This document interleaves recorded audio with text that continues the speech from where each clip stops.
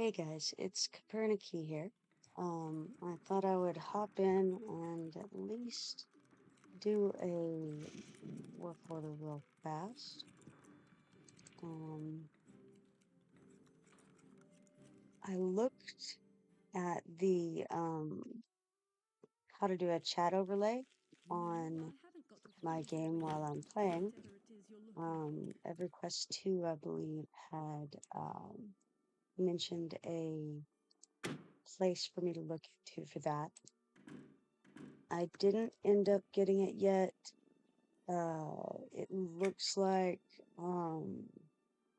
there's a way that you can kind of, and this is what she was talking about, a way that it looks like you're in windowed mode, or that you're in full screen mode, but you're actually in windowed mode. But part of what I was reading was that it doesn't always work very well with EverQuest 2.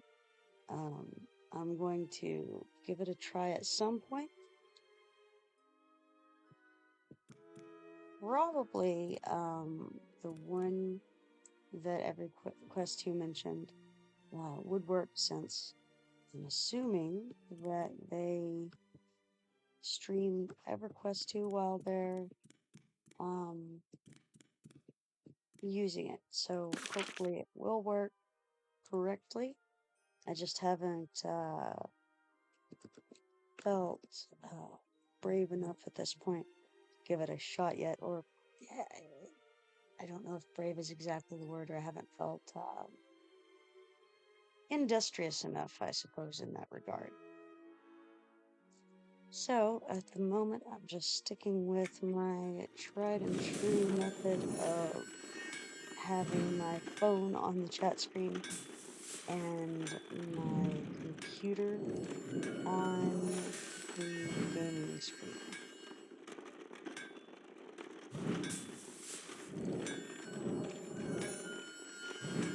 I have been saving the VODs and uploading a few of them to YouTube. I haven't uploaded all of them. I haven't exported all of them. I just learned yesterday that I can also download them. So ultimately, I could theoretically edit them or take clips of them that way. I did learn how to take small clips, up to 1 minute on Twitch. So I did a small one about, I don't remember what kind of clip I ended up doing. I think it might have been how to change your volume settings, simply because I was doing that while I was streaming the other day, and I thought it might be somewhat useful for someone to see where those volume settings are. So I thought I'd go ahead and clip that out at the time. Just made level 30 jeweler, which is, always a fun achievement. I don't have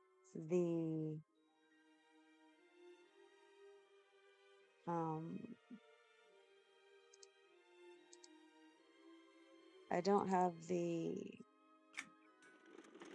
apparently memory to finish a sentence.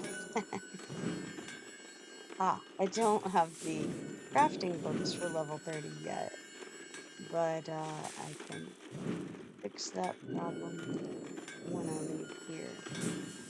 I'll need to get the advanced book from the broker if I can, I think. We'll check in the House Depot first to see if we have any of those in there. That would be obviously the way to go before going and checking the broker to see if I can purchase one. I haven't looked into them. I have no idea what's in a level 30 book. I assume it's unlikely that there will be anything particularly amazing. I suspect it's going to be some scout adepts in the advanced book, because the jewelry tends to be a little further along in the tier, but we'll see. Also, it would behoove me to open up the trade skill abilities window and use the proper set for my level instead of using the ones that are found in the trade skill window over there that I've been using this morning for reasons unknown. Also, I am in my armor set. Just to show you again, that is in your character window, and then you go to sets, and you can make any kind of set that you want. And I've made a crafting set right there. Currently, all it really has is the artisan's tunic. But if we get further along on this server and other crafting equipment makes its appearance, then I'll add that to the crafting set and expand what's on there. Now I noticed that I just got a new ability in my trade skill, I assume from my latest level. This psychokinesis wasn't there before. So, let's see here. Decreases progress by 30, increases durability by 15. So we want to increase progress. That's this one. Decreases progress. Sorry. Decreases progress by 30. So that's going to replace this. And we'll move this out of the way and move that there. In which case, I will use that right away to help get my durability back up so that I don't lose down to the next bar. That would decrease the quality of the item that I'm making, and it would no longer qualify for the work order that I'm trying to finish.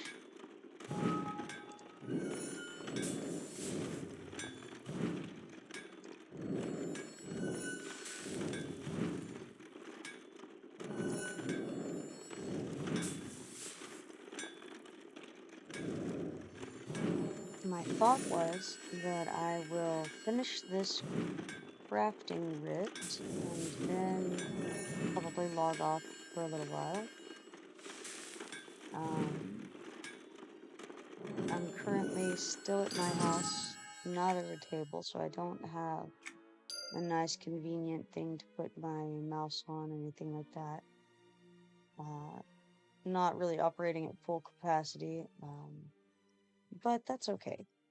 I plan to finish this writ and then prepare to leave the house. And I'm going to go to my son's comic some cards shop. And then I'll probably log in there after a little bit and see what kind of trouble I can get up to. I do notice that Mappo is on, so I ought to ask him if he needs any help doing anything. Looks like he's a level 30 Berserker, which I can pair up with very nicely if he wants to go do anything adventure-y.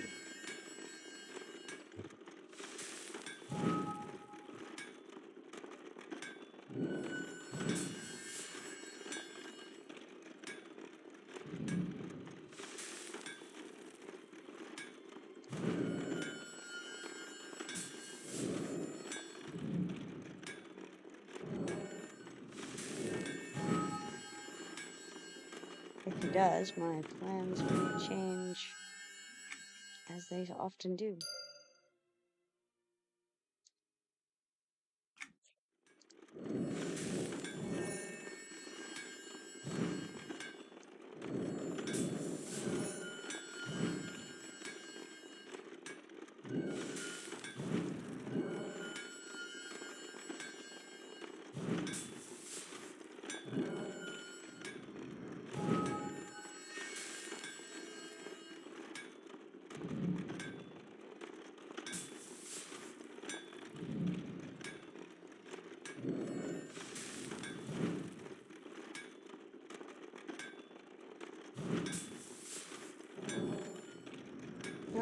he says that he's going to be logging out for breakfast soon, so he's not up to anything too exciting at the moment.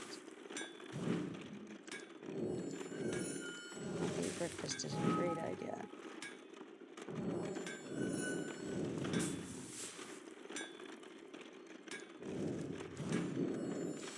I've been having to follow a gluten-free diet for a few weeks now. I'm supposed to do it for 6 months because the doctors think that gluten could be related to my anemia, which I've had my whole life. And they've never really known why, but they think it could be possibly related to anemia, or rather related to gluten. And so I am discontinuing my consumption of gluten, they say, for 6 months before we can have some kind of an idea if it is causing malabsorption, which would be what would be leading to the anemia. Anemia, in my case, it's an iron deficiency anemia. So that keeps oxygen from being delivered around the body very well. For most of my life, I have taken iron supplements off and on to counteract that. So, if avoiding gluten could prevent that from happening, prevent the symptoms associated with anemia, that would be phenomenal. I think I would consider it an acceptable loss. But it does make it more difficult when looking for breakfast foods, because I do like toast with my eggs and bacon. I like pancakes. I like biscuits, and all of these things. It's not that you can't make them, but you would have to make gluten-free versions of them if you wanted to. And I don't really... It's not that I have any real problem with gluten-free foods. I guess mostly I prefer the real deal if I'm gonna want it. That being said, my daughter is a baker, and she made some gluten-free tortillas a couple of weeks ago for me. I won't say that they're like regular tortillas, but they're not, it was her first attempt to make gluten-free tortillas, and they taste very good. The issue primarily is that you can't fold them up into like a burrito, really. So it's, they're not stiff or crunchy like a tostada, but they won't really roll up without crumbling.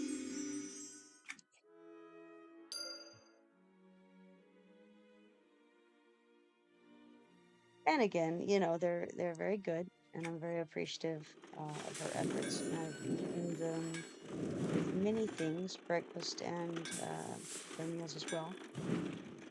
But I've been using them more as a tostada that isn't crunchy than as like a burrito or wrap.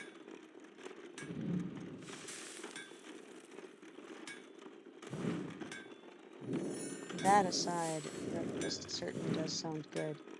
I'm going to have to get in the habit of like dicing up some potatoes and using that in place of what I would normally, I would often, like I said, I do like toast, so I would normally use toast as my carb in such a thing, but I could cut up some potatoes and mix it all together and have essentially like a breakfast bowl.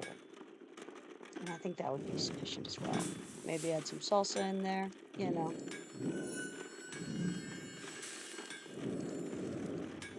Actually, I need to make some salsa. I prefer my homemade salsa over any kind of salsa that you can purchase or anyone else's that I have had. And I mean, I think probably most people prefer their own over anyone else's. That's why they make it the way they do, right? But I haven't made it in a while. It may have been close to a year since I last made some. And it's not that it's difficult, so I don't really know why I haven't done it. I just take basically tomatoes and peppers. I like jalapenos. Sometimes I'll throw in maybe half a habanero to the batch just to give it a little bit of that flavor, and some garlic. I do it different ways.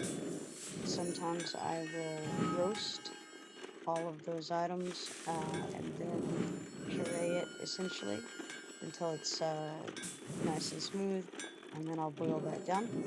Sometimes I will bake it instead. Sometimes, I mean, I've just done different things to cook the ingredients. I never use fresh. I mean, I always use fresh ingredients, but I never uh, just chop them up raw. Like I've seen some people who will just essentially dice it all up and throw it together, call it a day, like kind of a pico. I'm not into pico primarily because pico is normally almost all onion and very little else in my experience. Onion is not something I enjoy. I don't mind like a little onion powder or something like that, but I don't like the taste of onion really at all. So in my salsa, I don't put any onion at all. If someone else makes some salsa and, like I said, if they've got onion powder, or if they have onion in there, but it's extremely well cooked and it's not that really strong, knock you in the face, overpowering onion, then it's okay, but I would rather not have it at all. Which actually the best store-bought salsa that I have had is called Julio's. And they also have some good chips. I don't know if you've ever had Julio's or not, but Julio's salsa is very good, and their chips are pretty good too.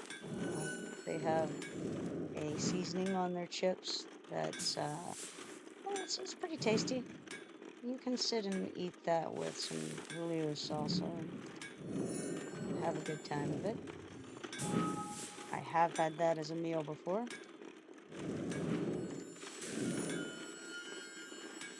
But also it goes on burritos well, and you know, anything you would normally put salsa on, it works very well on. So, and I think that it's primarily just it's similar ingredients to what I use: tomatoes, ketchup, not ketchup, tomatoes, zero ketchup in the salsa, tomatoes, garlic. And peppers, and I believe they use jalapenos normally. You can get different versions, but they have mild, hot, and they have some other variety as well that I can't think of at the moment.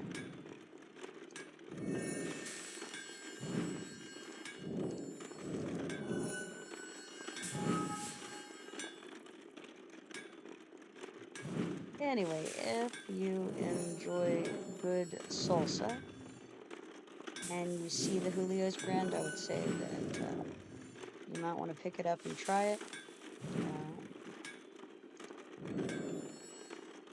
If you love onions in your salsa, you may not like it because it definitely, if it has onions, it doesn't have a lot. It's definitely not overpowering.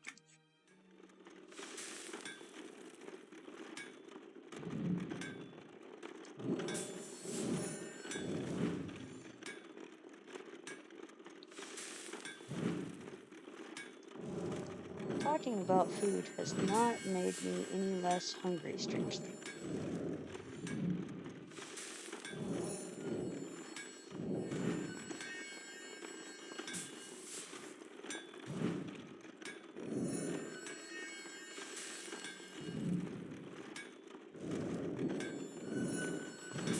I'm definitely going to have to remember to pick up those crafting books.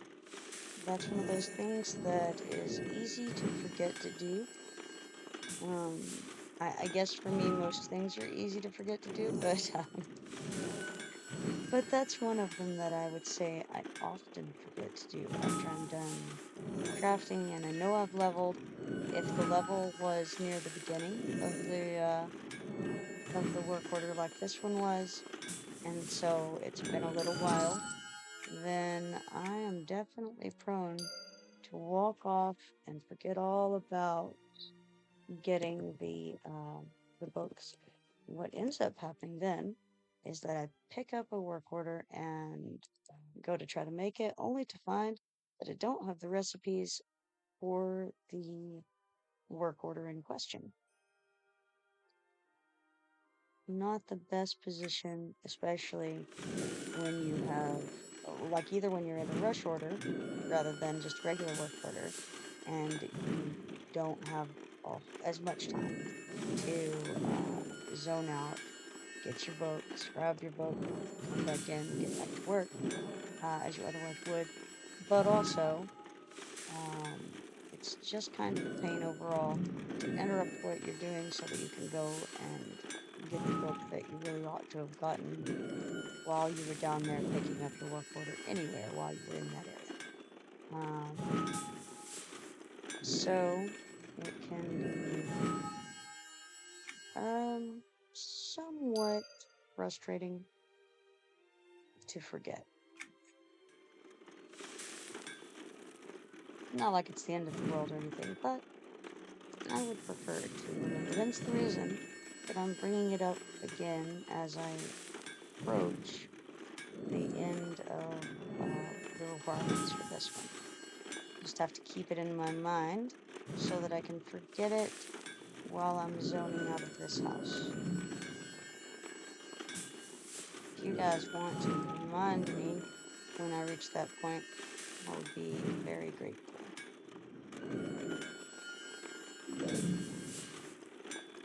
But wait. Am I even going to finish this combine correctly?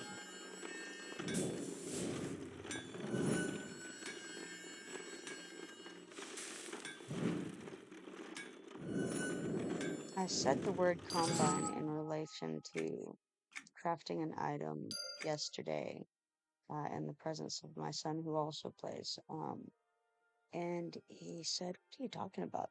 They don't have combines anymore." So what do you mean they don't have combines anymore? A combine is just combining some things to make something else. So you're making a combine when you're crafting, basically. So I'm not sure. I think maybe he was thinking of sub-combines. I don't know. Does anyone else use the term combine to refer to crafting an item besides me? I don't know.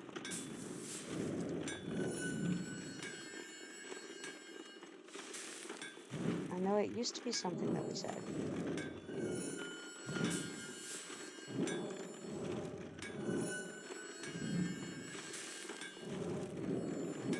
Perhaps the lingo has changed.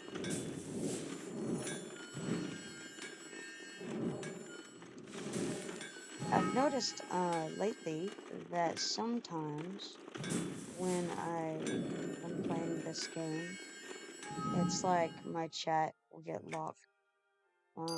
And every time that I speak, it also speaks in the voice channel that I'm in EverQuest 2. If that happens, then the little green speech bubble over in the voice chat window lights up green. It seems to be completely random. I'm not pressing any buttons differently or anything. And my UI is definitely not set to do that. It's some kind of bug, I think. My brother said that the same thing happened to him recently, so it's not just this account doing it. I don't know how widespread it is, if it's happening to everyone, or just under certain conditions, or what the situation is. It seems like it's totally random. It's just when I log in, it's either like that or it's not.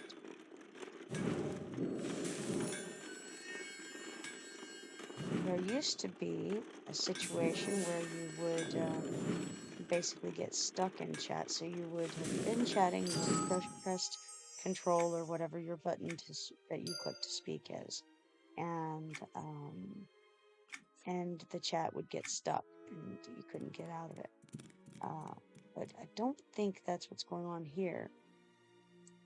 Wow, I'm going to go and check and see if I have the advanced book in here to grab. And it is here, so very glad that I remembered to look here, and that'll save me a trip to the broker to get this. While we're at it, let's see what's in here. Looks like we have Chilling Throw, Darrow's Doleful Dirge, Deadly Shot. Deadly Shot's a good one.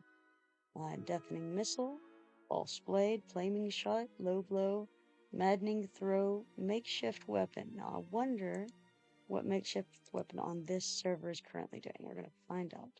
Okay, so Makeshift Weapon is, this is the assassin spell, and right now it looks like it inflicts 194 to 323 piercing damage on target. That's a pretty decent assassin ranged spell. All right, let's see. Kieran's Joyous Celebration, Rip, and Thurist Sapping Shot. I remember Rip being a good, I think, ranger spell. Let me see. Been a while. Yes, okay. So it does 172 to 287 melee damage, and also it summons one Fey-Iron arrow, so one arrow of the appropriate level. So essentially, you've gone up and you have literally ripped your arrow out of the dude that you're fighting, is the idea there. Okay, cool. That's a decent selection of spells to make. I've described that, and then head out to turn in this work order, and then I will be taking a break, and I will be back on later at that point.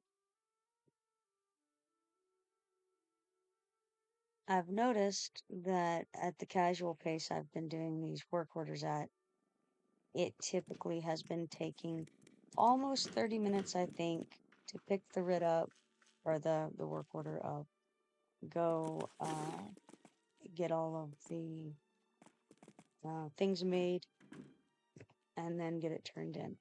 I'm going to get the Jeweler Essentials Volume 30 before I walk in the store and scribe that. Let's see real fast if it makes anything that I don't expect.